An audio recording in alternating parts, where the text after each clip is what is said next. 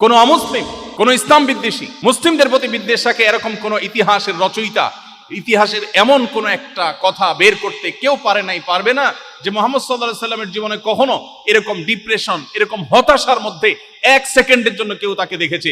জীবনের এত হতাশার মধ্যে একটা মানুষ এমন ভাবে চলেছেন, যার সাথে কথা বলেছেন মুস্কি হাসে কথা বলেছেন। প্রত্যেকটা লোক মনে করতে উনি আমাকে সবচেয়ে বেশি ভালোবাসেন, সবাইকে খুব আপন করে নিতে পারতেন।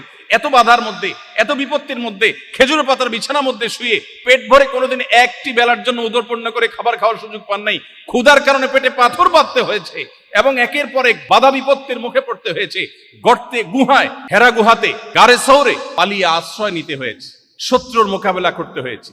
এত বাধার পরও জীবনে একটিবারের জন্য তার কোনো সহচর, শত শত হাজার হাজার লাখো সাহাবী, তার পরিবারের সদস্য, কারো কাছ থেকে একটিবারের জন্য পাওয়া যায় না। তিনি বলেছেন, ও শরত, আমার এখন মেজাজটা গরম আছে।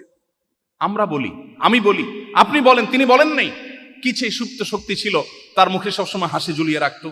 এত বাধার পরেও একটা লোক সুখে কিভাবে থাকতে পারে, সেই সিক্রেটটা হলো কোরআনে কারীম, সেই সিক্রেটটা হলো হাদিসে রাসূল, সেই সিক্রেটটা হলো ইসলাম। সেই ইসলামের ছায়াতলে যদি আমি আসি, আমরা যদি সেই পরিচয়কে ধারণ করি, সেটাকে সমুন্নত করে ধরে রাখি, সেটাকে উঁচু করে ধরে রাখি, পৃথিবীর কোনো কিছু লাগবে না আমাদের সুখ এবং মানসিক প্রশান্তির জন্য।